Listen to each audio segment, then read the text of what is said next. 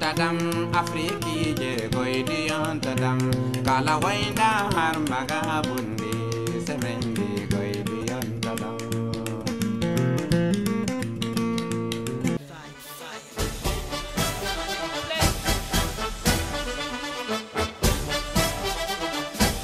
Des rives du Niger aux confins du Ténéré, frères et sœurs, nous sommes enfants d'une même patrie, le Niger, nourri de la sève des mêmes idéaux, pour un Niger de paix, libre, fort et uni, pour un Niger prospère, le pays de nos rêves, pour l'honneur de la patrie.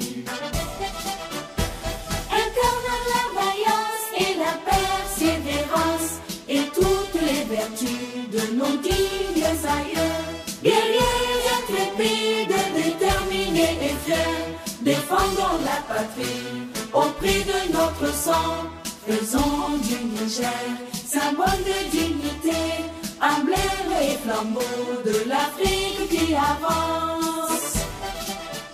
Pour ces nobles idéaux, debout et en avant pour le travail, en avant pour le combat. Nous demeurons debout, portant haut le drapeau de notre cher pays, dans le ciel d'Afrique et dans tout l'univers, pour construire ensemble un monde de justice, de paix et de progrès, et pour faire du Niger la fierté de l'Afrique.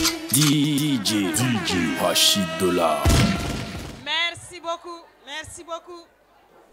À la différence, c'est que cette année, ou bien on peut dire cette décennie, est exceptionnellement difficile pour nos forces armées et de sécurité. D'accord, donc nous allons parler de l'insécurité et on commence par les causes.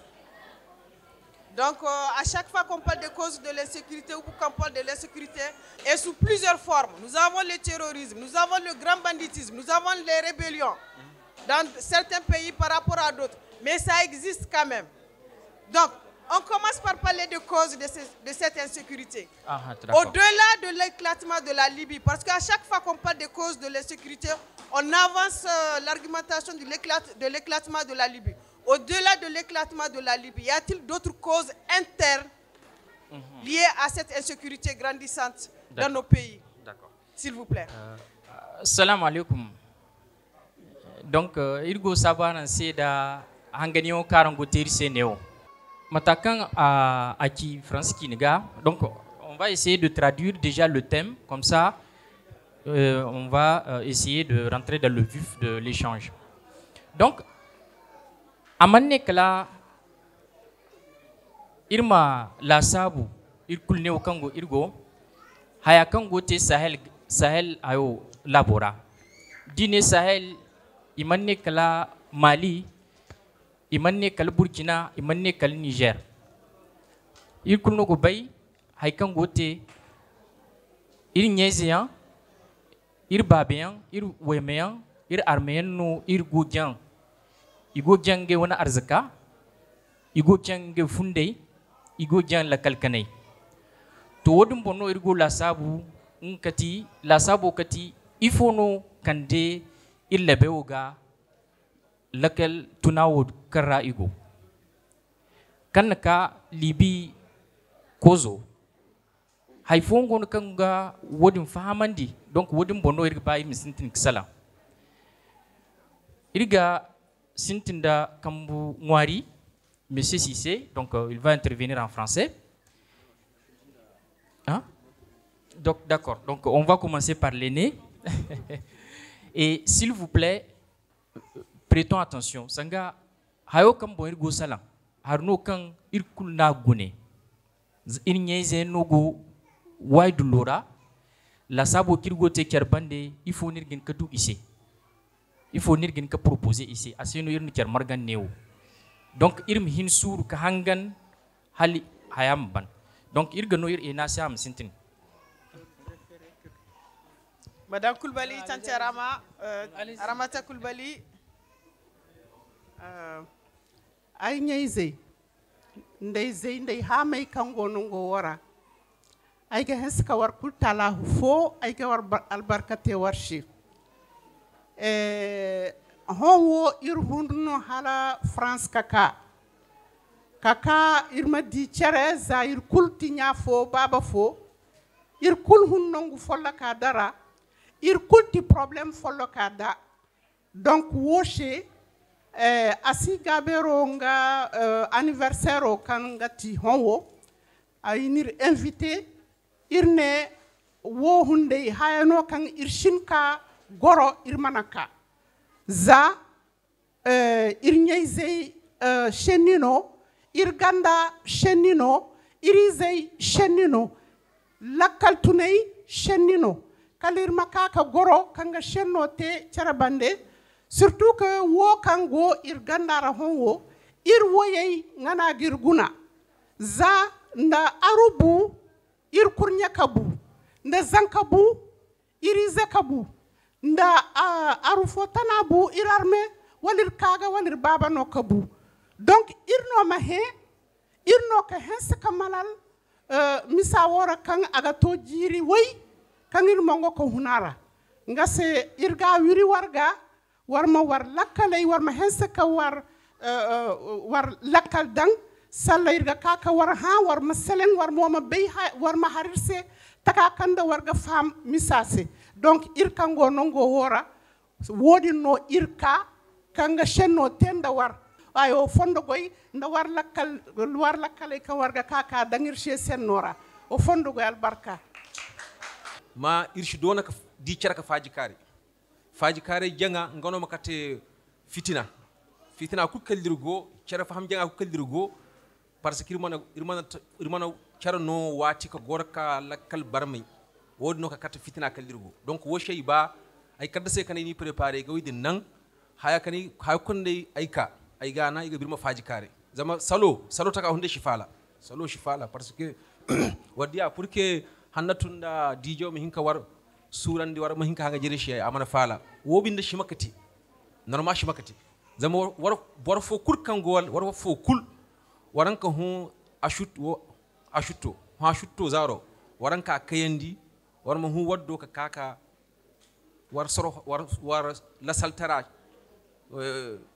kaka chebe la saltara chebe ro manti kala manti nga hinnati irma kaka la sal haye ngawal irma kaka ganwal irma kaka hori irma kaka hanga jercere shewodin nga dago la saltara zamir koyro man gorandi kalanda fa kare kir koyro gorandi certa faham yanda nda wafake donc tango ko wanna za ka kanera c'est un sacrifice war kurti des pères de famille des mères de famille wanna war samedi o consacré wanna haya kunnan kango hugay pour que war makka donc ikacca kan ti duma hanga jere cere shela ashimaka te haya shanda ashimaka ti haya shanda haya fo ne ga baya abanke ya en 10 minutes ay ha kuni ga hashbis 10 minutes 8 minutes à 10 minutes mais haya gina kai ga baya har ngati señora hymne national o kanyi nahar la nigérienne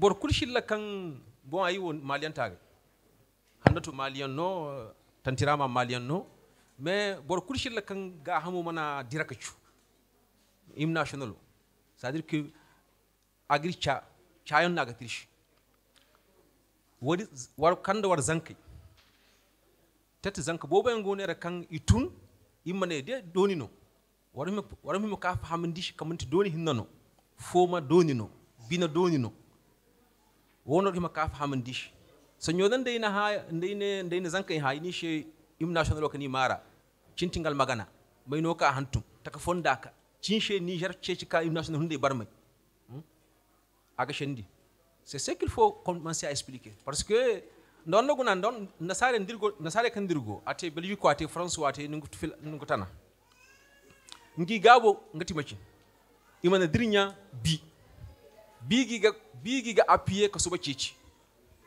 hayo kulkan gishe nga ka gar bira hum imana dirnya bi mana bifur e ndanna nge koleza bazan ka cundan nazahon Belgique ra il te raconte toute l'histoire de la Belgique mais iddo dandir zankaiza.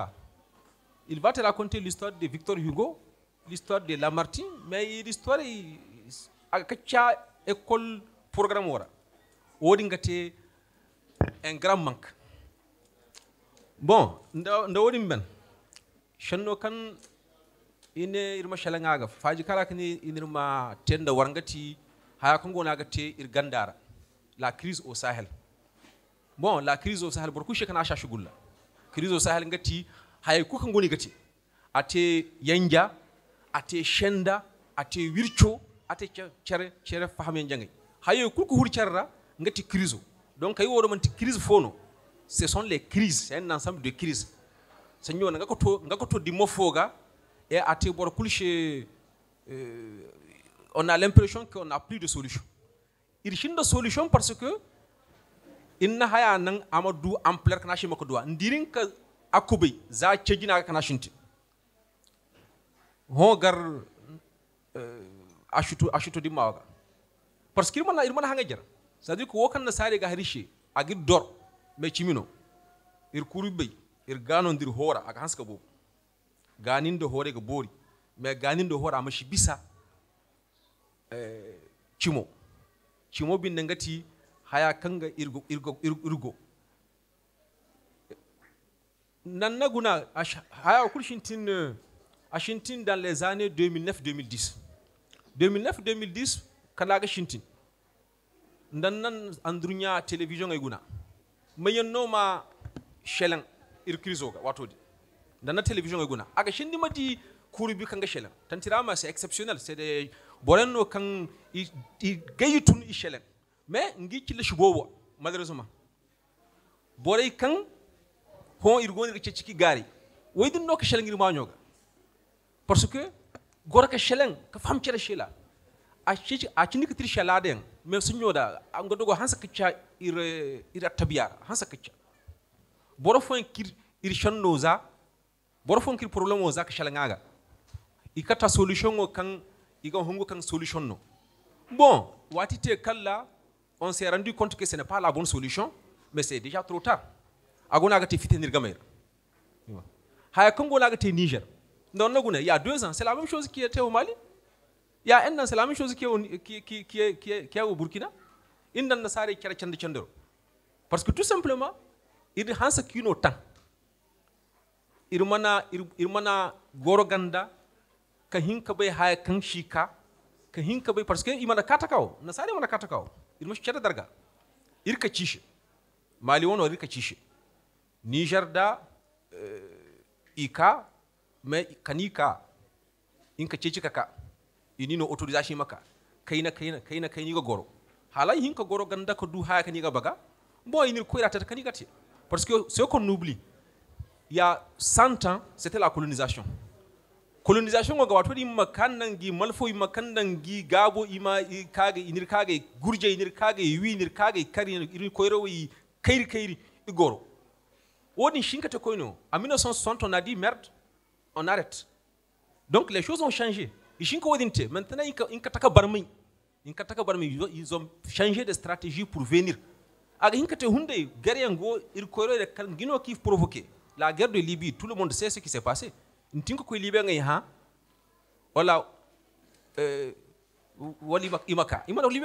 Quelqu'un a un problème avec Kadhafi, il a engagé son armée, il a Kadhafi, oui. Et za Kadhafi bu ho Libyen man ni hay nda nyimfi go hoy bor kushir kan man nyimshi et Libye conséquences ça veut dire que krizo kan giddo Niger Mali Burkina dans tout le Sahel manti Libye hinne problème wono de mais Libye wono dan na kar nan ni bo problème kar la hay bo hunar i bo bati Libye problème Libye bore kan zuru ko hunno dilla ngino ka Niger ngino ka Mali ngino ko Tchad ngino ko Centrafrique et dans tous ces pays là c'est des rébellions en cascade. Et rébellion est quand tu n'en dis là, halahonga nga problème au rigo, ngano ka berkate taka foyen. Warga mi mane ho terroriste non, tini here, zari kwati c'est des rebelles, non, c'est pareil au même, c'est les mêmes personnes. C'est-à-dire qu'il m'a changé juste en fonction des circonstances. Parce que terroriste veut dire quoi? C'est des termes fabriqués. Imagine-toi, Mandela, il était terroriste, on l'a appelé terroriste. Yasser Arafat, on l'a appelé terroriste. Mais l'une des personnalités les plus vénérées au monde, c'est Mandela. Donc les mots russes là, c'est juste une façon de nous berner pour présenter quelqu'un qui a négocié, on dit terroriste, ou quand on a affaire arrangé, on dit rebelle. Mais pour nous, encore une fois, ce qui nous a manqué, c'est la vigilance. On n'a pas été vigilant. Haya kulmana te amalaka enkuo manti chefona azungo kiddo. Haya no kanka préparé. Garo kante malira 2012. Garo haya go acira ganda kanin kam malinga nan sare cha imaka kan gi faba. Chayano c'était précis. Wakakir faba ndo wara avion ngi pour que ganda irma hinko du api ka bore kangir wangu irma hinki tangam. Woti chayano almagana. Malinka cha nasari shi makakan giga parce que shinda il soje shinda avion e makakir ga e ma bene hero gagairishe pour que ganda hunde mir gerote parce que bor fu kurshi ka bor kurshi Niger gerote kala Nigerian bor kurshi Mali gerote kala Malien bor kurshi Burkina gerote kala Burkinabe bor kurshi Tchad gerten man Tchadien. On était conscient de ça. Donc irinka chishi maka bon kayano fondara kanika igoro parce que quand l'état est faible, quand la population est très fragile, en ce moment, c'est comme Igahar, nda keta waru, kunbaga do hudur. Il ketan ka hanska waru. Il koyro kul keta ka waru. Nanda Nigerza, hinonda opposition go charara. Post tchétchiench.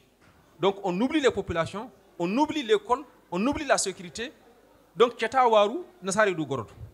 Taka folla kano ka te malira en 2011 kalliga en 2012 kalliga ka 2013 kalliga ka 2013 kala nasare ka janvier 2013 c'était presque la même situation. Inda arme foyen ka garku charaga. Le nord du Mali était presque coupé du sud du Mali.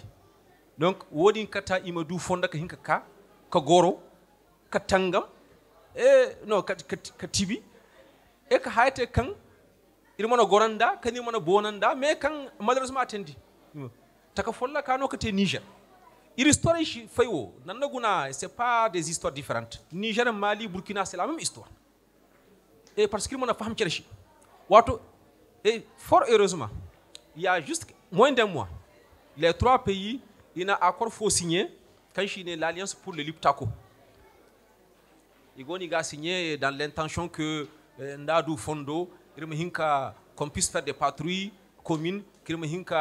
Bon, en tout cas, c'est une alliance pour créer une organisation régionale des trois pays.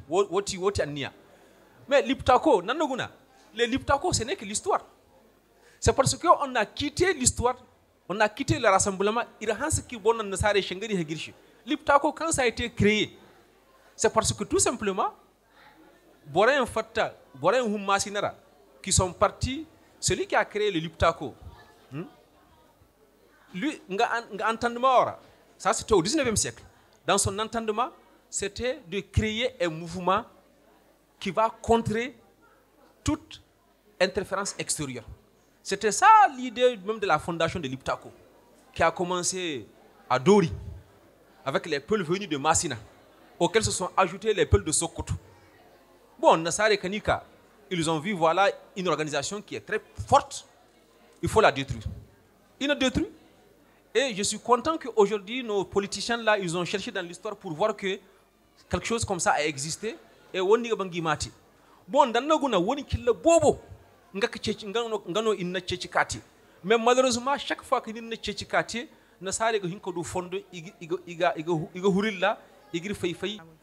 bonsoir, chers toutes et tous. Donc, je ne vais pas rentrer dans les détails de la Libye, de l'assassinat lâche et abject de Kadhafi.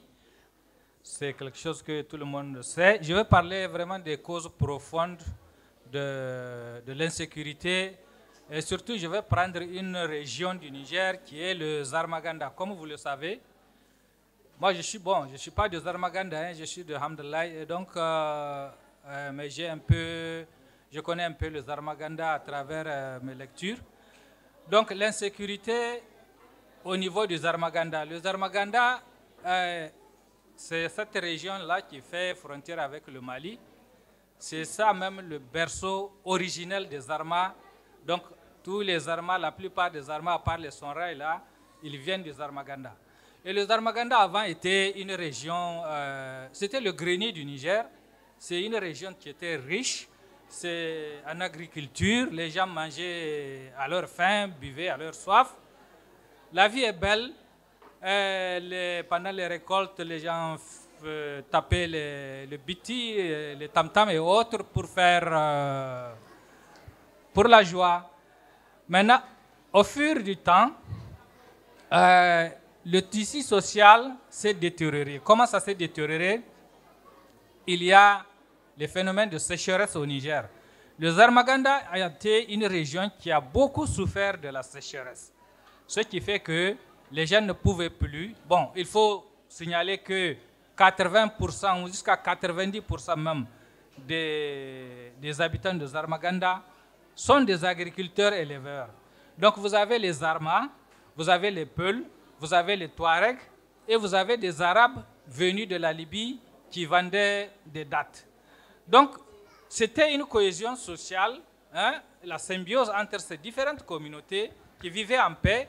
Mais avec le temps, il y a eu les sécheresses, il y a eu les histoires de changement climatique qui font en sorte que les ressources deviennent de plus en plus rares. L'agriculture ne pouvait plus nourrir son homme. L'élevage ne peut plus nourrir l'éleveur. Donc ça fait en sorte que le tissu social, la cohésion sociale, c'est détérioré. Et il faut aussi comprendre que dans les sociétés Zarma, ce sont des sociétés qui sont stratifiées. Donc vous avez au sommet les nobles, la chefferie par exemple, la chefferie traditionnelle, vous avez les nobles et vous avez les castes. Donc le problème dans les régions Zarma, surtout dans le Zarmaganda aussi, l'accès à la terre est un problème. Donc il y a un groupuscule d'individus issus d'une certaine famille qui possèdent ou qui possédaient ou possèdent la terre pour les cultures. Mais dans le temps, en tout cas, chacun, même si vous n'avez pas hérité de la terre de vos parents, vous avez accès, vous pouvez avoir l'accès à la terre par les bails et autres. Vous pouvez toujours avoir la terre pour cultiver. Donc c'était bien.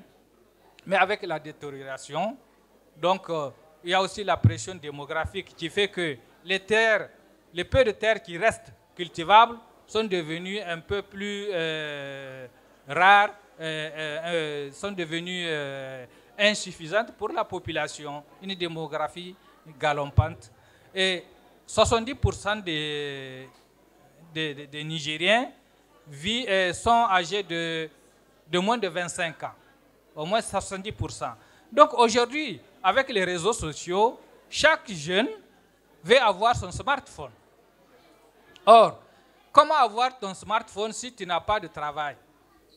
Il faut, et ça, comme ça commence par le vol de poules, ça commence par le vol de chèvres, et ils s'organisent un petit réseau de petits bandits. Et maintenant, avec la chute de la Libye, que les armes sont partout dans le Sahel, et il y a les terroristes qui étaient venus de la Syrie, de l'Irak et quelques pays arabes là qui étaient venus qui étaient en Libye et qui descendaient vers le Mali, le Niger, jusqu'au Burkina.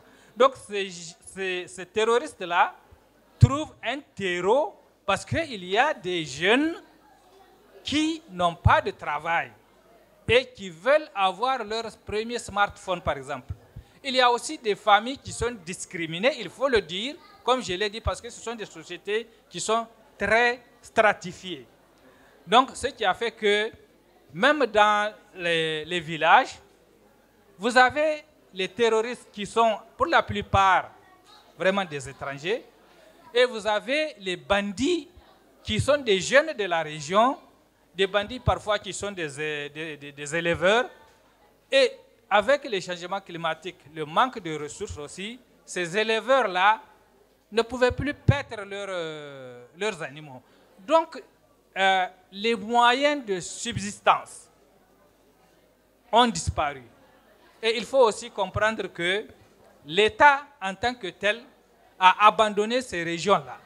Tout le Zarmaganda est une zone qui a été délaissée par les pouvoirs publics. Or, la nature ayant horreur du vide, quand les autorités, les représentants des autorités sont absentes dans la région, il faut les remplacer par d'autres, et ce sont les bandits, ce sont les terroristes. C'est comme ça. Donc vraiment, c'est pour dire que les causes du terrorisme, si je peux me résumer, vous avez la structure culturelle, sociale dans nos régions qui fait que tout le monde n'a pas droit ou accès à la terre. Vous avez la réarification de ces terres, vous avez les changements climatiques, vous avez la désertification et vous avez le contexte général du Sahel. La mauvaise gouvernance aussi, il faut le souligner, la mauvaise gouvernance qui fait que depuis un certain temps au Niger, c'est seulement des groupuscules qui sont au pouvoir, qui s'accaparent des richesses du pays au détriment de la grande population. Donc, le manque de démocratie, la démocratie étant le pouvoir du peuple par le peuple, ce peuple-là a été rejeté, ce peuple-là n'est pas pris en compte dans la gestion de la démocratie. Toute cette frustration a créé... S'il vous plaît. Donc, toute cette frustration des populations a créé un terreau sur lequel s'est appuyé les terroristes. Je peux vous dire que 60% de ceux qu'on appelle des terroristes ne sont pas des terroristes, ne sont pas des djihadistes, comme on le dit. Hein, c'est pas, même quand ils crient Allahu Akbar, quand ils veulent se tuer ou se faire tuer, quand ils veulent tuer ou se faire tuer, ils crient Allahu Akbar. Ce ne sont pas des islamistes ou bien des djihadistes.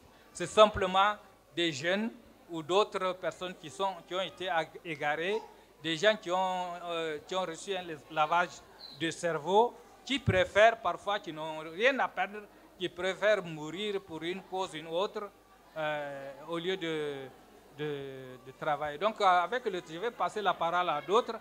Avec le temps, nous pouvons envisager quels sont les moyens ou quelles voies à entreprendre pour lutter contre le banditisme, contre le terrorisme dans le Sahel. Merci. Merci beaucoup. Donc, pour la question de l'insécurité au Sahel, déjà, il faut se dire que, en fait, on a plusieurs aspects de l'insécurité, puisqu'il ne faut pas aussi qu'on mette pratiquement tout dans le même sac. Il y a l'insécurité liée à la rébellion, il y a l'insécurité liée au djihadisme au tout début, puisqu'il y avait au tout début, il y avait des mouvements djihadistes qui étaient en collision avec les rebelles du nord du Mali et qui ont fait la guerre avec côte à côte. Il y a l'insécurité qui est liée au narcotrafic. Maintenant, il y a l'insécurité qui est liée au petit banditisme qu'on voit un peu dans la zone, le banditisme classique. Donc, il y a plusieurs types d'insécurité. Je vais m'appesantir un peu plus sur l'insécurité que je peux qualifier de structurelle. Donc, en fait, quelque chose qui est un peu plus officiel. Donc, les rébellions, le djihadisme et le terrorisme. Je dirais que l'une des premières causes, c'est la rupture avec les valeurs traditionnelles. Par rupture avec les valeurs traditionnelles, je parle de deux éléments. Les valeurs de la culture du dialogue et les valeurs de la culture du travail. Si vous observez, hein, quand vous partez dans les villages, de plus en plus, il n'existe pas, mais vous allez observer que pratiquement dans un village ou dans chaque quartier d'un village, il y a une sorte de hangar.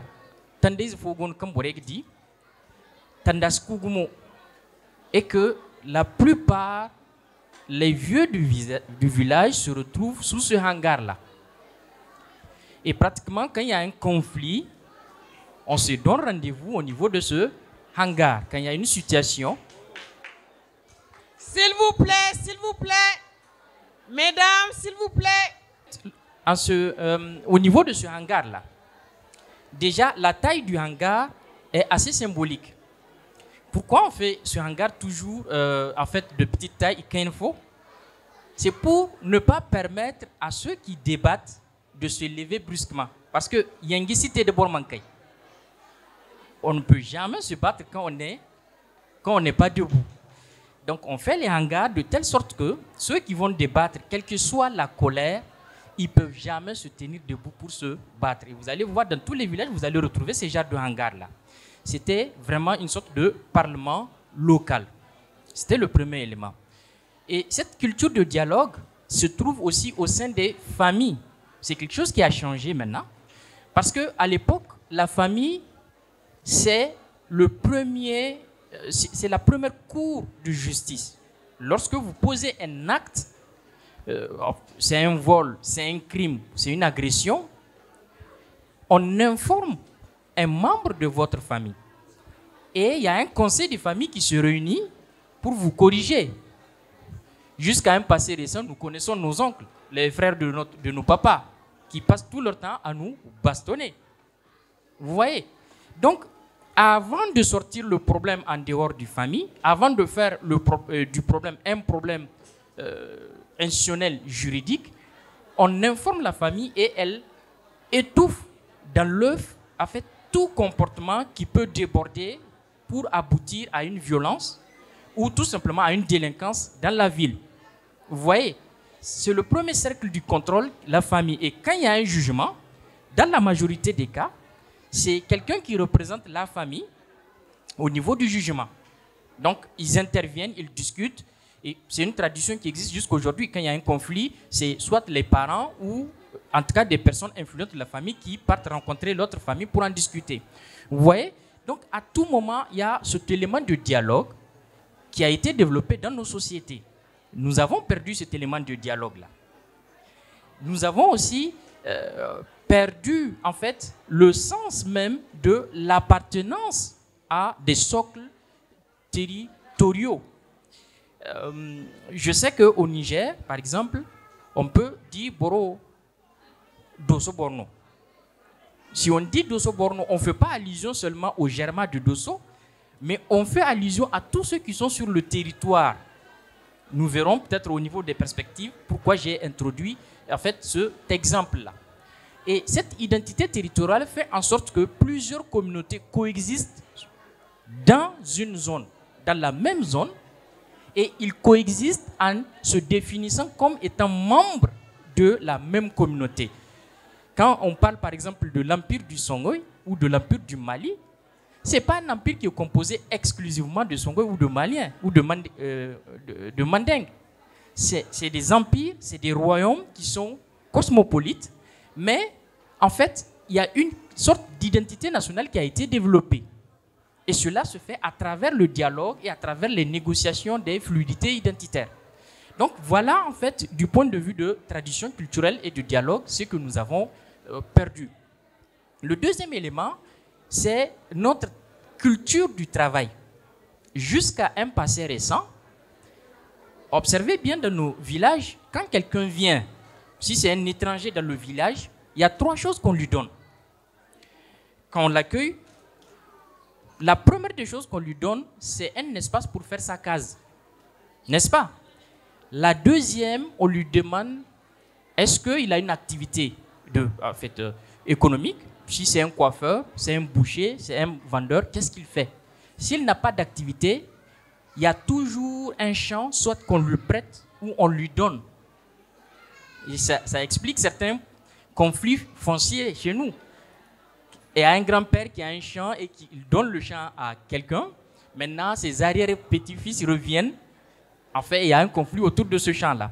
Donc, il y a cet aspect, en fait, travail. Ce que on oblige à chacun d'avoir un champ et d'avoir une sorte d'autonomie de production alimentaire. Donc, de telle sorte que personne ne dépend de l'autre. Et tant que vous ne dépendez que de votre travail, ce que on amenuise les possibilités de, comment on dit, de délit, de délinquance, de vol et d'autres en fait, formes de violence pour s'accaparer des biens. Donc, il y a toutes les négociations qui se font maintenant au niveau des puits, au niveau des champs. Donc, il y a tous ces aspects. Peut-être je vais revenir sur cet aspect-là. Et jusque dans les villes, je me rappelle, sous Kounché, il y a des chansons dans lesquelles les filles chantaient en disant que les fonctionnaires, on vous a donné le week-end et les vacances, c'est pour aller travailler la terre. Vous voyez? Donc, il y a toutes ces traditions-là que nous sommes en train de perdre.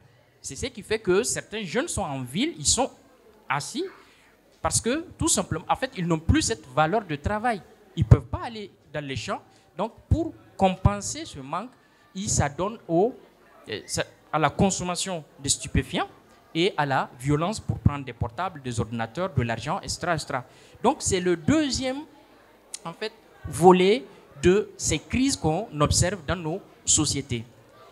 Le deuxième axe, c'est la fragilité de nos États. Là aussi, j'essaie de décomposer ça en deux aspects. Il y a l'aspect greffage qui n'a pas pris des structures étatiques. Le greffage, c'est que lorsqu'on nous parle de démocratie, nous avons tendance à la définir pouvoir du peuple, par le peuple et pour le peuple. Mais concrètement, en fait, il n'y a pas un travail de base qui est fait pour parler de cette démocratie. Il n'y a pas un travail de base. Il n'y a pas une formation populaire sur qu'est-ce que c'est qu'un parti politique. Qu'est-ce que c'est que... on n'a pas défini le temps des campagnes politiques et le temps du travail pour l'intérêt du pays. Vous allez voir, du 1er janvier au 31 décembre, nous sommes toujours, et sur les 5 ans d'un mandat, nous sommes toujours en campagne politique. Vous avez un cousin, il appartient à un parti que vous n'aimez pas, vous allez le détester juste parce qu'il n'appartient pas à votre parti. Et le partisan adverse est considéré comme l'ennemi. Vous voyez, c'est la conception que nous avons développée en fait, de la politique. Au lieu de concevoir la politique, les partis politiques comme un instrument d'accès à un pouvoir et d'exercice d'un projet politique, en fait, on n'a pas eu le temps de former la population sur cet aspect-là. Le deuxième élément, c'est les institutions qui sont introduites, l'État dans sa configuration actuelle, qui est introduit, mais dont les serviteurs, si je peux me dire, les fonctionnaires et autres, ne sont pas formés convenablement pour travailler pour cet État-là.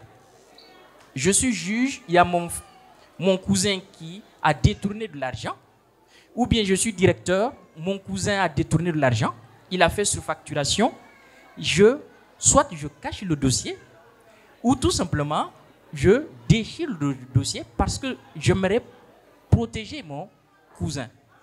Alors que ce même cousin, peut-être si le dégât qu'il a commis c'est à l'hôpital, je risque et moi de perdre ma santé, de perdre la santé de ma famille et de perdre la santé de ce monsieur même qui a fait ce détournement-là. Vous voyez? Donc cette conscience nationale, cette conscience de l'intérêt national et cette projection sur en fait, l'avenir du pays manque aussi au niveau de nos administrations. Donc voilà en fait de manière structurelle les différents éléments qui ont servi de terreau aux différents conflits que nous observons dans nos sociétés. Je vous remercie.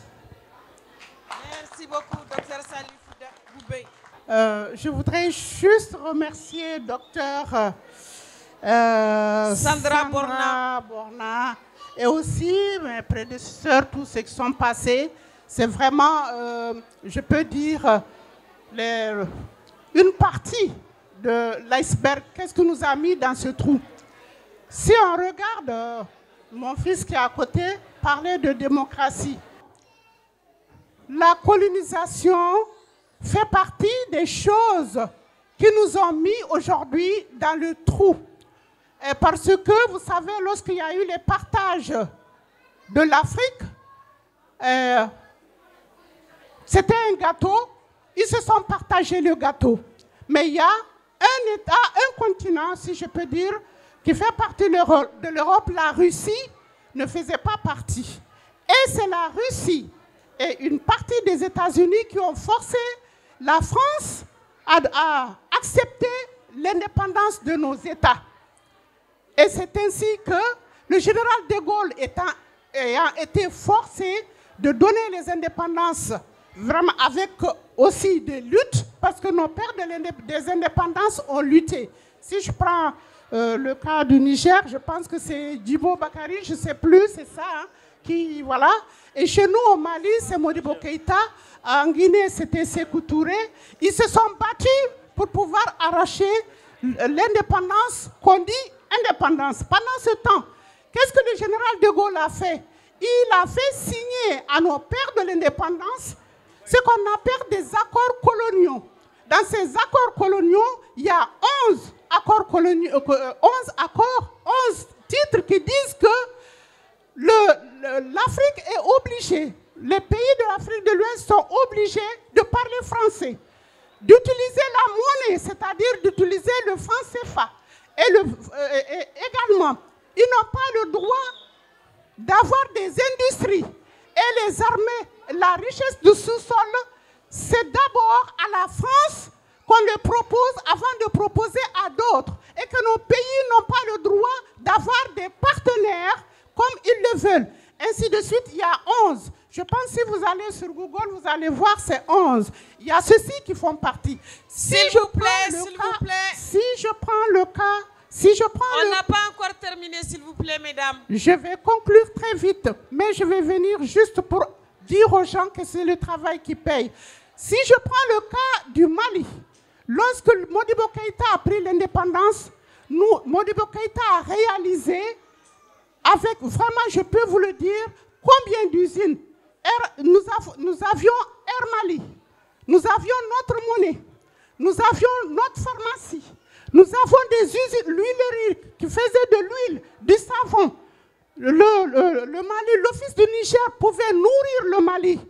Qu'est-ce qui s'est arrivé? La FMI, le Fonds monétaire international, s'est levé un jour pour dire non, il ne fallait pas. Le Mali, ça ne va pas. Comment dit-on? La gestion ne va pas. Donc, il faut bazarder tout ça. Donc, il y a eu le coup d'État qui a été perpétré par Moussa Traoré et ils ont tout cassé. On a continué avec... voilà, ça s'est arrêté. Le développement que Modibo Keïta voulait pour son pays s'est arrêté net. Et alors, qu'est-ce qu'on nous amène? François Mitterrand se lève un jour, il dit il faut qu'il y ait la démocratie dans vos pays.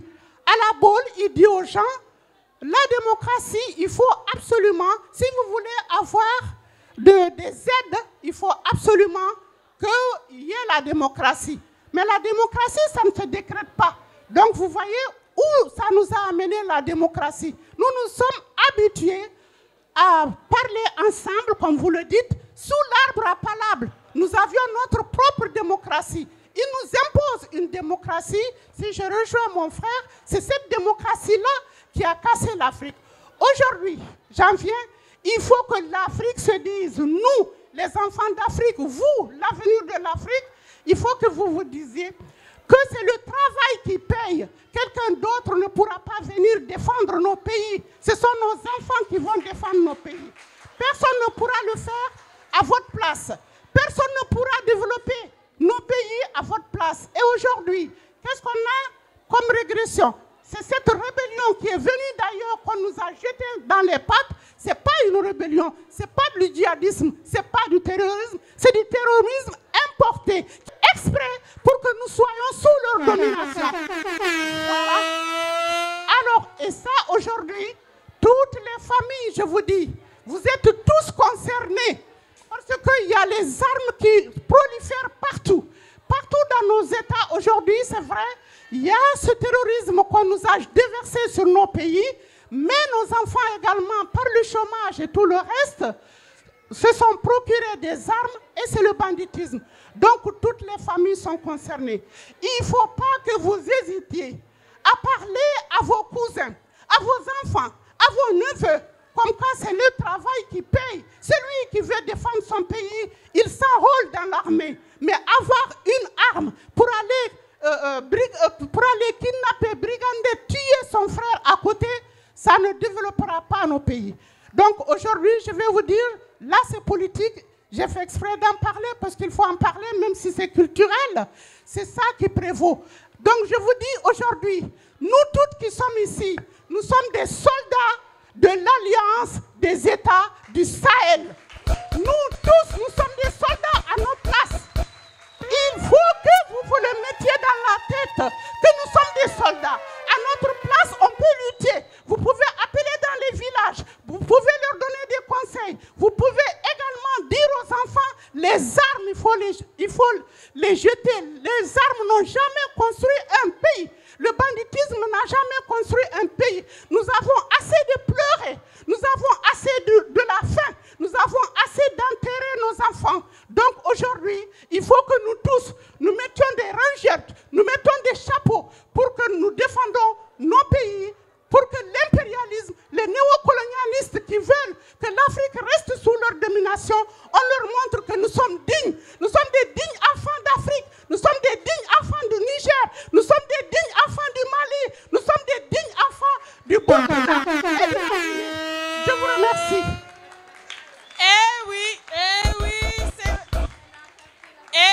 Je vous l'avais dit, c'est la femme aux multiples casquettes, c'est Madame Coulibaly Tantarama.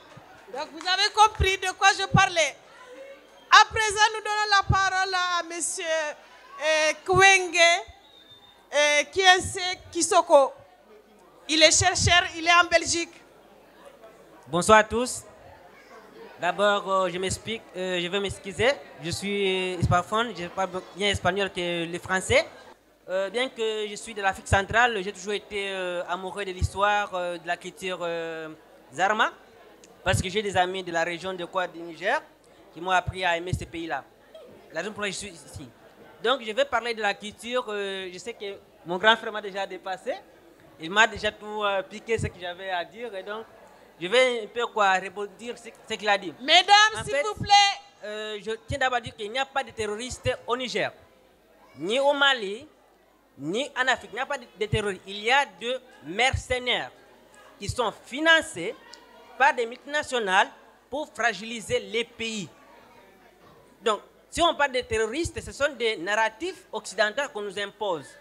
Malheureusement, parce que quand on va définir des terroristes, je pense que M. Cissé l'a déjà expliqué. Mandela a été qualifié de terroriste. Il ne l'était pas. Donc, il n'y a pas de terroristes au Mali, ni au Niger. Il y a des mercenaires qui ont été payés.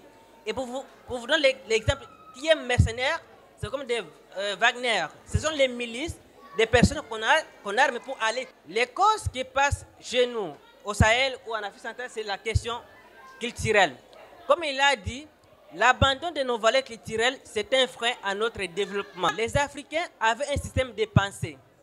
Et ce système de pensée a été remplacé par un autre système de pensée qui ne convient pas. On ne réfléchit pas. Donc, on nous a amené une culture étrangère dans laquelle on ne contrôle pas la philosophie. Il peut nous expliquer ce que je vais dire. Donc, je pense que la culture en tant qu'infant, comme il a d'abord souligné, chez nous, on a le respect. Donc, je vais intimement parler de ces trois aspects. Lorsque nous parlons de la culture, il faut d'abord avoir la cohésion sociale. Et la cohésion sociale se comprend ces trois principes. Le premier principe d'abord, c'est quoi? C'est la solidarité. Est-ce qu'on a la solidarité entre nous?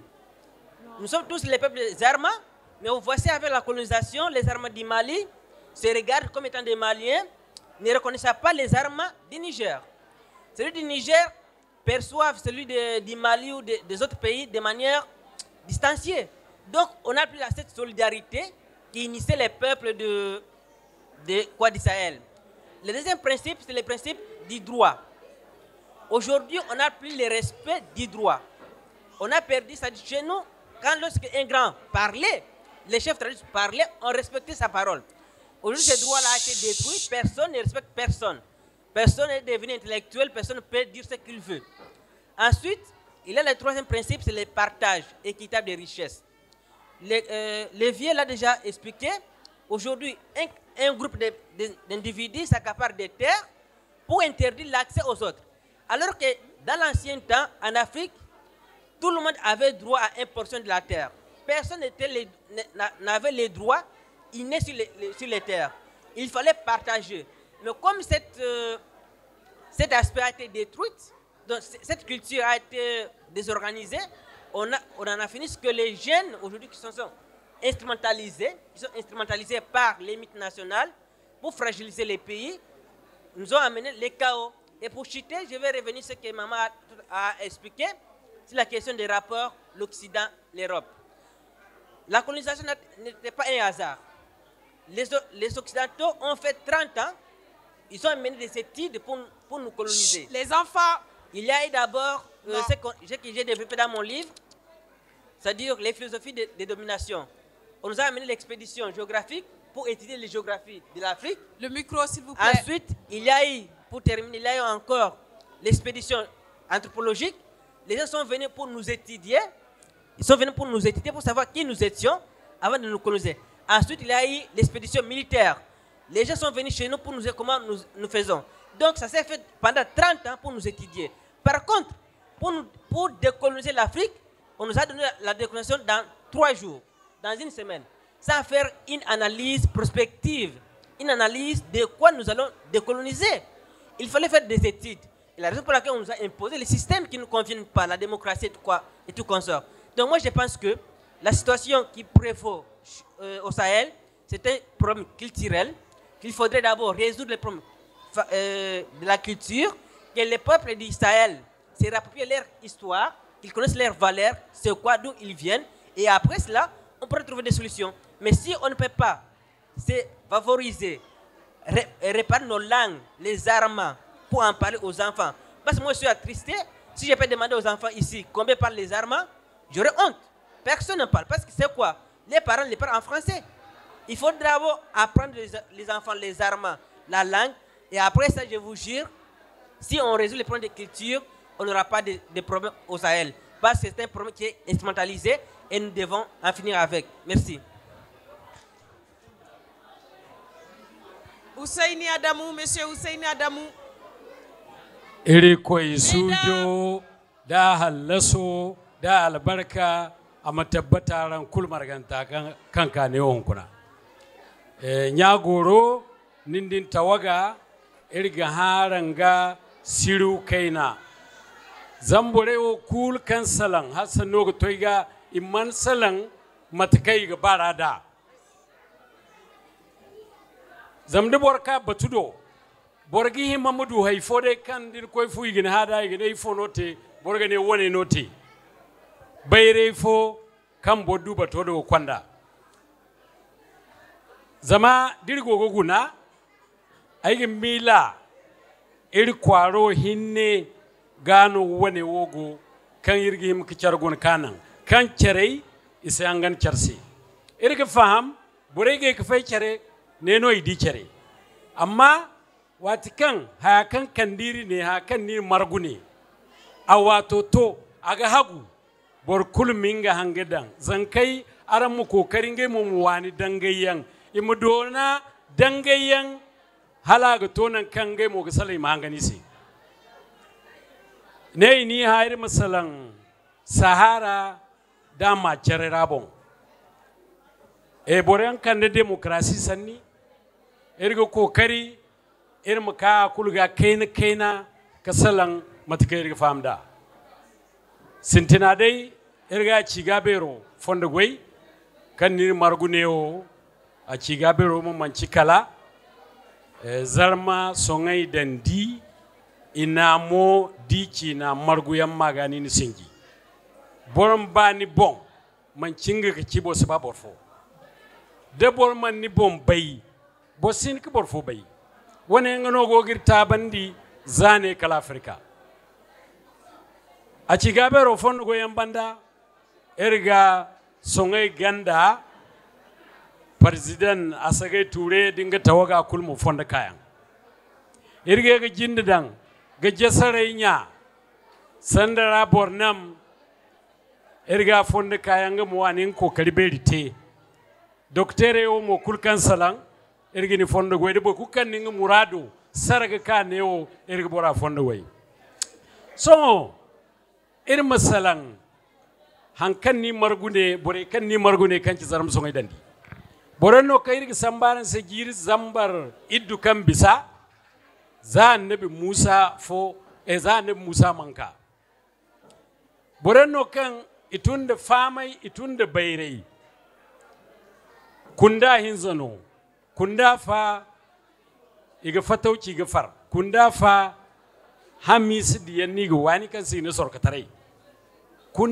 kunda famu mo kadiriyanno mo kadire din nga kici sun nga kici songai zarma dandi akula folon kano politique no walmo siyasa no kaka mayidin te hinza kan kuna irgihim kamayidi kutusu kete a folon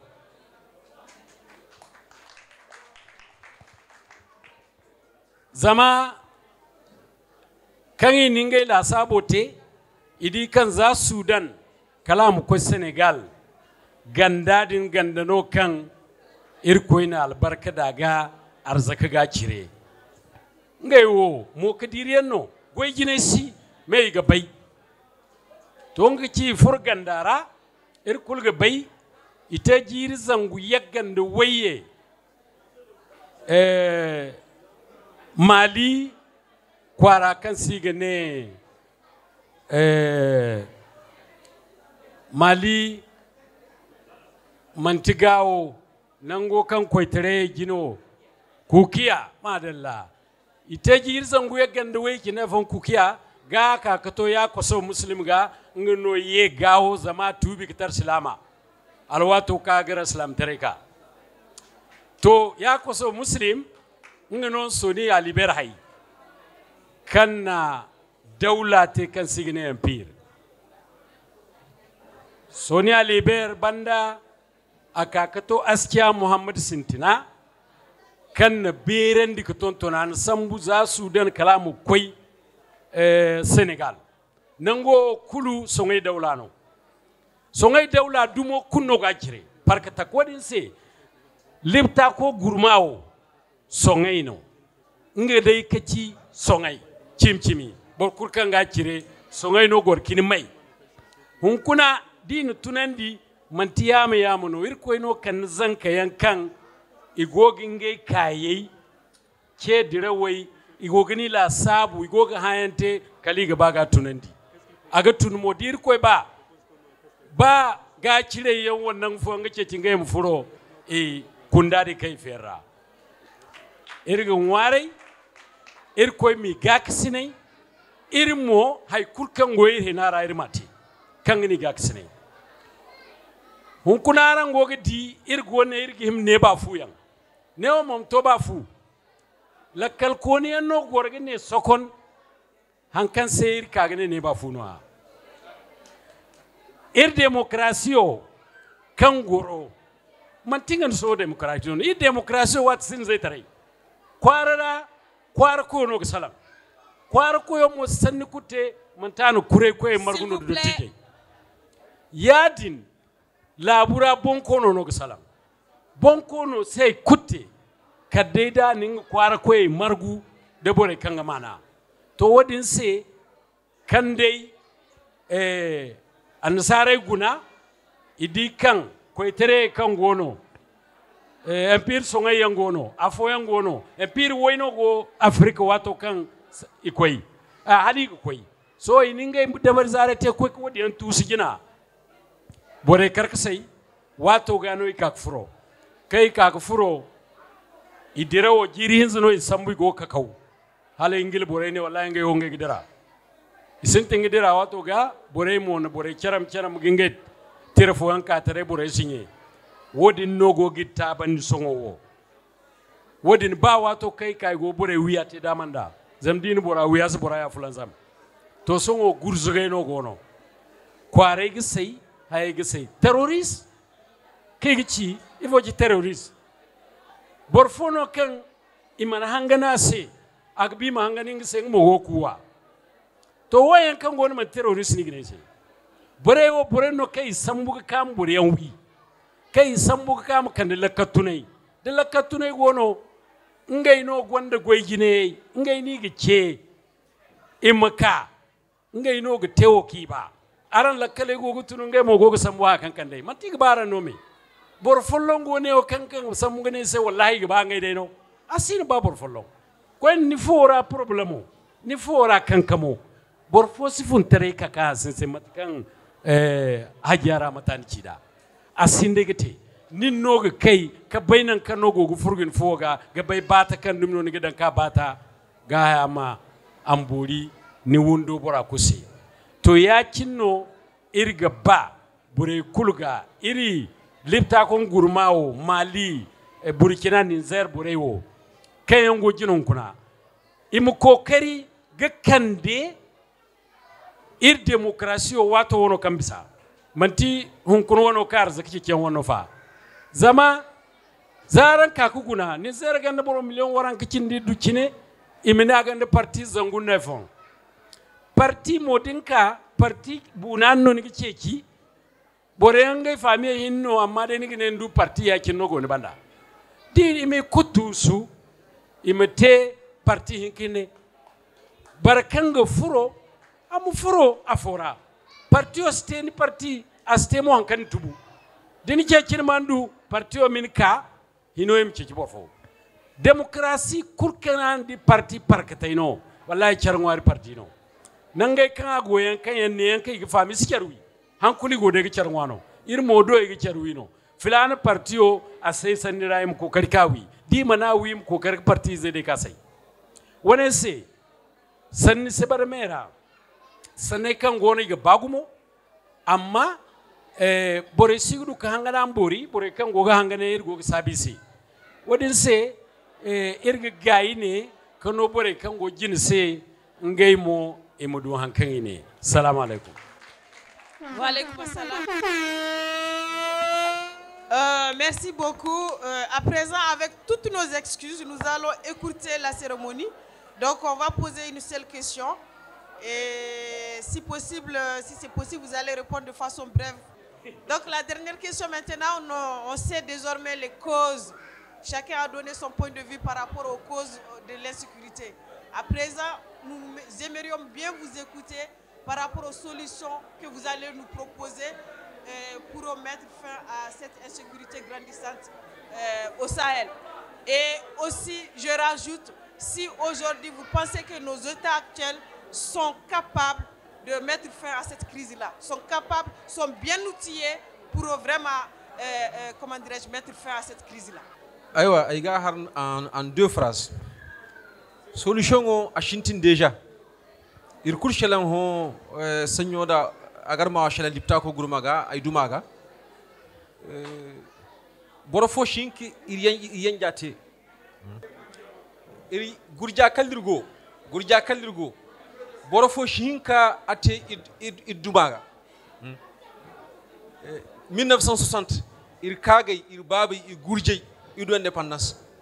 Mais indépendance, il dit 60 ans après, il dit qu'indépendance, ce n'est pas complet.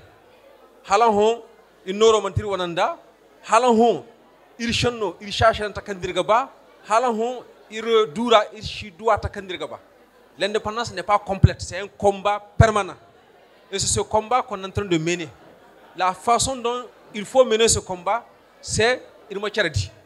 État africain, il faut courshinka d'une indépendance totale, individuellement.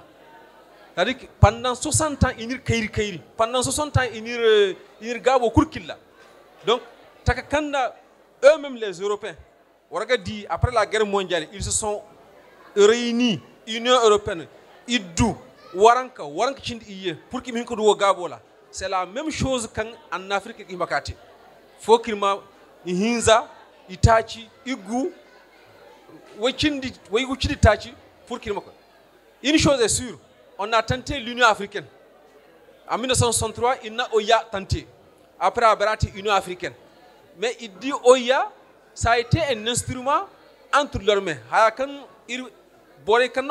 Nos pères d'indépendance là, parce qu'en 1963, il n'est qu'un individuellement, Afrique État faut qu'on ait indépendance totale nga bonchi, kadiro marga charaga. C'est-à-dire que Mali gonda, Irgonda Matiga, Irgonda coton. Niger boire qui négatif. Je ne sais pas quoi, qu'est-ce qu'on fait là-bas. Ensuite, dans le Ghana, il y a l'or. Donc chacun de nos États a ses richesses. C'est ces richesses-là qu'il faut mettre ensemble pour qu'on ait l'indépendance totale. Parce que l'indépendance totale là, ce n'est pas décréter tel jour on a eu l'indépendance. Non, ça c'est théorique. L'indépendance totale, il me dit indépendamment, il me dit indépendamment, il me dit indépendamment.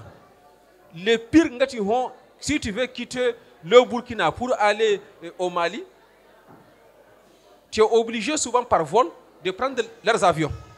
Oui. Tant qu'il y a doué, c'est qu'on n'aura pas notre indépendance. Donc c'est cette vision que nos pères d'indépendance avaient en 1963. Mais Nassari dit que si ces gens-là, si nos pères d'indépendance-là continuent ce chemin-là, l'indépendance totale va être obtenue très rapidement. C'est pourquoi on dit les coups d'État ont commencé dès 1966. L'OIA a été créé en 1963. Le premier coup d'État en Afrique, c'est en 1966. Et qui est-ce qui a été victime du coup d'État? Le plus grand défenseur de l'Union africaine, Kwame Nkrumah, en 1966. Et de 1966, il y a eu un coup d'État. Et il faut que le système qu'on nous a imposé, le modèle de développement qu'on nous a imposé, l'indépendance qu'on nous a imposée, ce n'est pas avec ça qu'on peut se développer. Et c'est ce qu'on a compris. Et l'alliance du Liptako Congo Nagati, c'est une révolte. Parce qu'à un moment, il y a 5 pays en Afrique. Quand le G5 Sahel, G5 Sahel, c'était pour lutter contre, entre guillemets, le terrorisme. Mais Malfoy Hunde, Borshinka Gourja contre le terrorisme, Kanigahar, Nashina Malfa. On nous dit que les armes, on vient les acheter en Europe. Ils sont d'accord pour qu'ils me aident. Mais quand on verse l'argent dans leur compte, immédiatement on met l'embargo. Les armes ne peuvent pas aller. Ils n'étaient malichés, ils n'étaient guinéchés, ils n'étaient burkinachés. Il n'y a pas d'embargo. Mais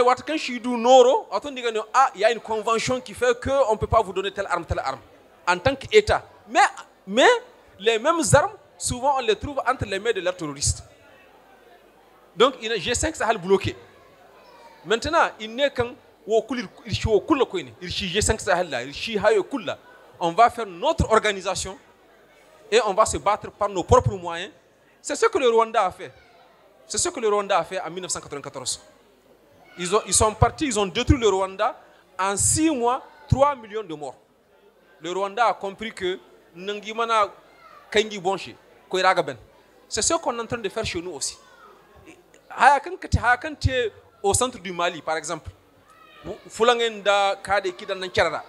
ça, tout le monde sait que c'est des fabrications. C'est impossible. C'est des personnes extérieures qui sont venues, qui ont été manipulées et qui ont fait ces massacres-là. Donc, aujourd'hui, la volonté, c'est qu'on crée notre organisation, on cherche nos moyens, on se bat par nos propres forces. Sans ça, on n'aura jamais atteint l'indépendance. Et sans ça, à long terme, on va disparaître. Voilà. Donc, par rapport aux solutions sur l'insécurité au Sahel, donc vous avez vu, j'ai parlé pendant les causes, j'ai parlé du problème de travail. Donc après le coup d'État au Niger, c'était le 26 juillet 2023. Donc moi, je crois que c'était un mercredi, le jour du coup d'État, je n'ai pas pu travailler parce que j'ai fait le télétravail à la maison. Donc après le coup d'État, j'ai pris une semaine de congé. J'ai écrit un certain nombre de propositions que j'ai envoyées à des amis qui ont des frères qui sont dans le Conseil national pour la sauvegarde de la patrie, pour qu'ils transmettent ça aux nouvelles autorités. Parmi ces solutions, j'avais parlé du problème de communication. La guerre aujourd'hui ça se passe sur les réseaux sociaux, ça se passe sur les médias propagande. Donc, il faut que nous aussi, nous mettons en place des outils de communication bien ciblés et répondre par le principe de la réciprocité. Si Macron dit A, nous aussi, on va dire B. Donc, il faut lui répondre du tic au tac, œil pour œil, dent pour dent. Ça, c'est la première des choses que j'ai proposées. Et pour cela, j'avais énuméré le nom de tous les panafricanistes qui sont les Kémy Seba, les Nathalie Yam, les Franklin Yam, tous ces gens-là. J'ai mis leur nom pour que le CNSP puisse, s'il vous plaît, puisse les contacter et travailler avec eux. La deuxième chose que j'ai proposée, j'ai dit que le problème de souveraineté alimentaire, donc la nourriture est un grand problème dans les pays du Sahel. Celui qui ne mange pas ne peut pas faire la guerre. Quelqu'un qui ne mange pas à sa faim ne peut pas faire la guerre, ce sont des réalités. Donc il faut qu'on soit en mesure de travailler pour atteindre notre souveraineté alimentaire. La souveraineté alimentaire, c'est cette capacité-là pour les pays de produire eux-mêmes, sur le plan national, la nourriture dont ils ont besoin. Et quand tu prends tous les pays du Sahel, notamment le Mali, le Burkina et le Niger, on importe la nourriture de l'étranger. Donc même à travers la nourriture, on peut nous tuer. Donc il faut travailler pour se nourrir. La deuxième chose, donc pour ça, pour le travail, il faut donner 80% de la population nigérienne d'Israël sont des agriculteurs. Donc il faut les ramener à l'agriculture, leur donner les moyens de production pour qu'ils puissent produire et se nourrir. Et il faut donner du travail aux jeunes qui n'ont pas été à l'école mais qui peuvent faire l'agriculture. Pour ça, moi-même, j'ai fait un projet pilote où j'avais aménagé 1 hectare chez moi et j'ai amené des jeunes de la région de Sahel où il y a le terrorisme et j'ai pris ces jeunes-là qui sont nourris, logés chez nous et qui sont payés chaque fin de mois. Mes frères m'ont dit, Abdoulaye, pourquoi tu te fatigues à faire ça? L'argent que tu dépenses pour ces jeunes-là, si tu nous donnes ça, ça peut nous suffire pour nous nourrir. J'ai dit non, moi je n'ai pas la même vision que vous. Je suis dans un combat de liberté, de souveraineté, et vous, vous êtes dans un combat de manger, quoi. Donc, on n'a pas... Donc, ça, c'est une des propositions que j'ai faites. Donc, j'avais aussi dit, comme on s'approche de la saison de récolte, là, c'est la récolte, qu'on demande à tous les paysans, là où la culture a été, les récoltes sont bonnes, que chaque paysan puisse donner une botte de mil pour qu'on crée des greniers solidaires au niveau des villages, pour supporter ceux qui ne sont pas en mesure de se nourrir. J'ai demandé aussi que des femmes puissent s'organiser pour que l'or, comment on appelle l'or, l'argent, tous vos bijoux que vous êtes en train de porter là, pourquoi ne pas faire des collectes de bijoux pour vendre et donner ça aux militaires pour nous défendre? En Algérie, pendant la guerre de l'Algérie, les femmes algériennes ont fait ce combat-là. Elles étaient à l'avant-garde de la guerre contre l'impérialisme. Pourquoi nous, nos femmes, vont porter de l'or alors que des bandits vont venir? Ils vont prendre votre or, ils vont arracher ça pendant les baptêmes et les mariages. Vous ne pouvez rien faire parce que si on ne fait pas attention, c'est ça qui va nous arriver. Alors, n'est-il pas mieux de donner votre or pour protéger la nation que de les porter et de les voir voler par d'autres bandits? Ça, c'est une des propositions que j'ai faites. Une autre proposition, c'était l'insertion des jeunes volontaires pour la défense de la patrie. La dernière proposition, j'ai demandé à ce qu'on crée des J-Visa, donc des jardins pour la sauvegarde des jardins pour la victoire de la souveraineté alimentaire. Donc des jardins pour la victoire de la souveraineté alimentaire. Et que chaque famille, que ce soit en campagne ou dans les villes, puisse avoir un petit lopin de terre où elle peut cultiver des légumes, des herbes, des fruits et des petites choses pour un peu soulager la pression sur les campagnes qui doivent nourrir les villes. Donc voilà quelques propositions que moi j'ai eu à faire, que j'ai transmises au CNSP pour qu'on puisse sortir de cette situation. Je vous remercie. Merci beaucoup. Merci beaucoup. Essayez de proposer trois volets. Il y a le volet sécurité, volet gouvernance et le troisième c'est, si vous voulez, volet diplomatique. Volet sécuritaire, vous ne pouvez pas en fait développer un État tant qu'il n'y a pas de sécurité. Ce n'est pas possible. La force de l'Europe, c'est sa sécurité. Tant que 10, 20, 30, 40, 50 personnes peuvent attaquer une ville, peuvent attaquer un village et s'en sortir, vous ne pouvez pas en fait construire un État. Le premier élément, c'est l'investissement dans la sécurité. Et faisons attention, la sécurité, ce n'est pas exclusivement des armes. La sécurité, c'est aussi notre capacité, en fait, tout simplement à produire en fait, les armes que nous allons utiliser en fonction de notre milieu. Vous voyez, parce qu'on a tendance à vouloir acheter des armes et nos comptes sont gelés, les armes sont bloquées. On a vu avec le Mali, les armes étaient bloquées à un port. Le Burkina aussi. Non, le Burkina c'était un gel. Oui. Mais le Mali, les armes étaient bloquées. Oui. Les groupes qui faisaient la guerre descendaient vers Bamako. Bamako avait ses armes. Oui. Et ensuite, il y a eu la question de l'argent gelé. Le Niger se retrouve actuellement dans la même situation. Donc, vous voyez un peu. Enfin, on bloque la capacité de l'État à se défendre. Et maintenant, on laisse les malfaiteurs faire la guerre contre une armée qui est en fait démunie. Ça, c'est le premier élément. Le deuxième élément, c'est l'élément gouvernance. Ce n'est pas la gouvernance technique des administrations, mais c'est la gouvernance des mentalités. C'est la gouvernance des mentalités. Il faut amener les citoyens à comprendre que... Il faut amener les citoyens à comprendre que l'autonomie, parce qu'il y a eu le travail des ONG, et le travail des ONG a brisé notre capacité d'initiative. À l'époque, dans un village, quand il n'y a pas de l'eau, les gens se mettent ensemble pour creuser un puits, n'est-ce pas? Quand la maison de quelqu'un tombe, les jeunes du village se mettent ensemble pour redresser, n'est-ce pas, reconstruire.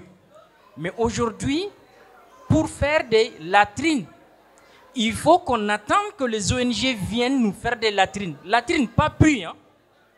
Vous voyez? Et c'est notre capacité d'initiative qui est attaquée. Deuxième élément, en fait, la capacité de production. Production alimentaire et toute autre forme de production. Nous avons tendance, en fait, à ne vouloir que ce qu'on nous importe. Le Niger a 544 km de fleuve.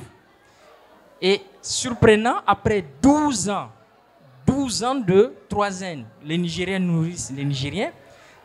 2 mois après 12 ans, on se retrouve dans une pénurie du riz. Comment nous pouvons expliquer ce phénomène-là? Vous voyez, c'est une question de mentalité. Pourquoi nous n'allons pas revenir déjà à nos propres produits locaux?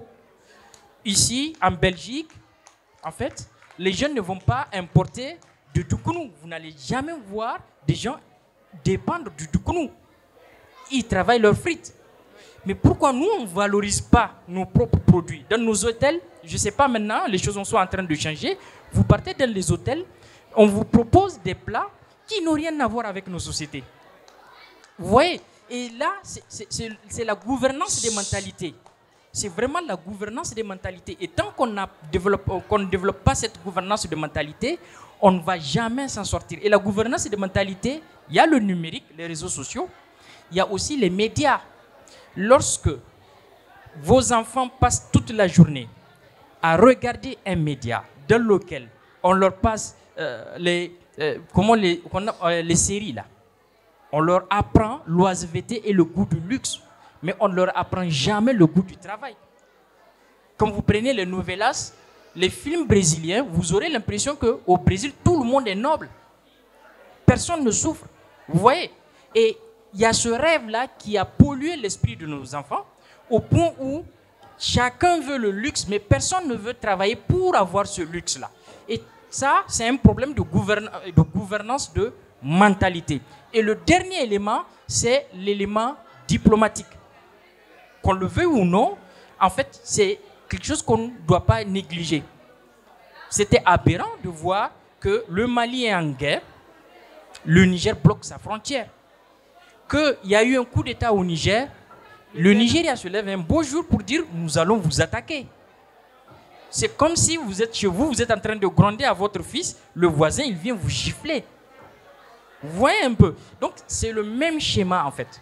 Et tant qu'on n'a pas une vision positive et intégrative de notre diplomatie, nous aurons toujours du mal. Premier élément. Le deuxième élément, à un certain moment, j'ai suivi au Burkina, j'ai suivi au Niger, il y avait des jeunes qui ont commencé à pleurnicher et à créer un réseau parce qu'ils n'avaient pas eu de visa pour venir en Europe. Mais imaginez, supposons, il y a 100 pays dans le monde, on vous dit vous n'allez pas dans un pays et vous pleurnichez, vous pensez que c'est comme si, en fait, c'est la fin du monde. La fin du monde, oui. Vous voyez?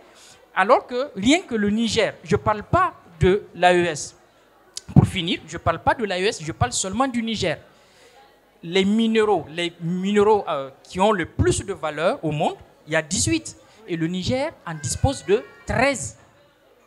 Mali, Burkina, Niger, cet espace-là a pratiquement la même quantité d'eau. Le nord, hein, oui. Le désert là que vous voyez, c'est pratiquement la mer Méditerranée qui est en dessous. De l'eau douce. De l'eau douce. On est 70 millions d'habitants, Mali, Niger, Burkina. La France a 68 millions d'habitants. Et la France, c'est la moitié du Niger. Oui. Vous voyez, les trois, c'est pas moins de 2 millions et quelques de kilomètres carrés. Les trois États réunis en matière agricole, on a les produits pour l'agriculture, on a les produits pour sécuriser les finances. L'or, tous ces trois pays disposent de l'or, disposent de l'uranium pour sécuriser une monnaie. Donc, en fait, c'est tout simplement une question de mentalité et de notre capacité de diplomatie entre nous. Voilà, en tout cas, les trois éléments que je peux évoquer. Merci. Parce que ici, j'avais formulé 20 solutions pour en finir avec la crise au Niger. Je n'ai pas tout énuméré, je vais uniquement citer parce qu'il en a déjà parlé. La première chose que j'avais formulée ici dans le 4e chapitre, c'est l'abolition des élections. J'ai demandé aux autorités du Niger de ne même pas parler de quoi? Des élections, parce que ce qui est important pour l'instant, c'est la restauration de l'État. Il faut restaurer l'État sur les fonds culturels Niger. Et moi, j'ai proposé une solution que, d'abord, la transition doit avoir au moins 10 ans. Si on veut aller aux élections, au moins 10 ans. Pourquoi? Je sais que beaucoup d'Africains vont me crier dessus. Mais je me suis dit ceci. Parce que quand vous allez organiser les élections, ce sont les fonds que vous allez mobiliser. Parce que vous devez aller financer, sécuriser les bulletins de vote, acheter des machines de vote, et tout ça, ça s'est fait à millions. Je vous donne un chiffre. Vous avez papa ici, les Maliens, il peut me contredire. Pour organiser les élections qui avaient amené M. Ibeka au pouvoir au Mali, les Maliens avaient dépensé à peu près 80 millions de dollars pour organiser les élections. Et 5 ans après, Ibeka a été renversé.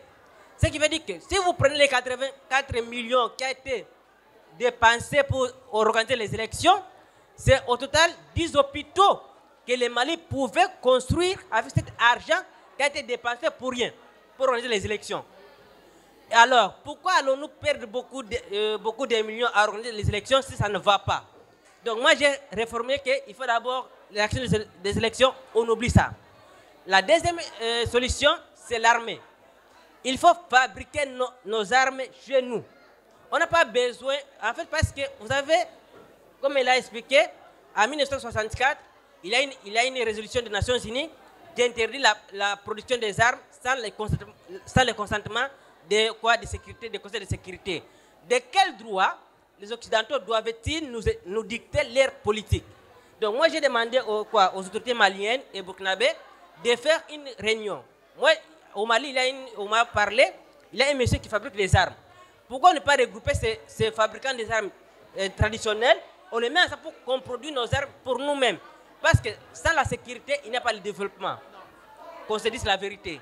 Parce que si, comme elle a dit, si on est capable de détruire les travaux de 20 ans dans quelques minutes, comment voulez-vous se développer? On ne peut pas. Donc la sécurité doit être la priorité. La troisième solution pour terminer, c'est le recrutement forcé des jeunes armés. On ne peut pas se développer avec la démocratie. On ne peut pas demander le consentement des jeunes maliens.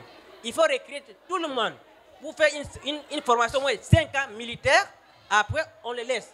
Mais il faut, sans cette sécurité, on ne pourra rien faire. Donc moi, je demande à tous, les Maliens, Niger et les autres, que les Africains sont derrière vous. Si vous décidez de vous battre, regardez dans votre histoire. Les grands hommes d'Afrique viennent toujours du Mali, du Niger. Personne ici ne peut oublier Kanka Moussa, l'homme le plus riche du monde. Personne ici ne peut oublier Sekou Djouta. Tous ces sont du Niger. Donc, vous avez une grande histoire, vous venez de loin, apprenez de votre histoire et nous pouvons sauver l'Afrique ensemble. Je vous remercie. Merci beaucoup, monsieur. Alors, moi, je souscris à tout ce qu'ils ont dit. Il faut la sécurité du territoire, la sécurité alimentaire et la justice. Tous ceux qui ont volé l'argent dans nos pays, il faut les poursuivre, ne pas les mettre en prison, les poursuivre et prendre notre argent et les mettre dans la caisse. Et que, voilà. Tous bon, je vous dis au revoir. C'est un plaisir d'être avec vous cet après-midi. Et merci beaucoup, merci de vous être déplacés et venir nous écouter. Et ce sera à la prochaine. Merci à Assi Gabero et à tous ces responsables. Et puis merci à Soné Ganda de Paris, c'est ça. À Segué, notre président qui est là. Voilà, merci à vous tous. Merci à Santara. Merci, à bientôt. Au revoir. Merci beaucoup. On finit avec Monsieur Fousseini Adamou. Fousseini Adamou, vous avez quelque chose à ajouter? Salam alaikum. To, ok, que tonton de collaborer ci, ergue fil de no. Sanda, iri lipta kongurma président Niger, Mali, Burkina. Hankan igete manem kaba hari hinza da baitaci. Sintina dai bore kulkan norun wa imsi bo kudan kasu fa mi noro tagina. Barkan sindi noru no ko kasu. Me da bora ganda akwai. Ihinkanta im farmo no gabi da kura. Woyen DC da bore manwa matakan Dr. Abdullahi Nikida barkan manwa su wongu. Wadin banda da yau da yi dubun bo. Donc il faut se no c'était président fo mbo la buinza. E ba la buinza ma te président fo lon ha sinti noa la bukanka la bu wadi mom barkete département. Yadi kalim du Afrika kulu président fo lon kalim bisa Afrika kulga don dai gadu wadi no yigite. Salam alaikum kalir ko mirke ba han fo ko ne irge yak cer kubay kwar fora wal mo neo. Ayna nan ba.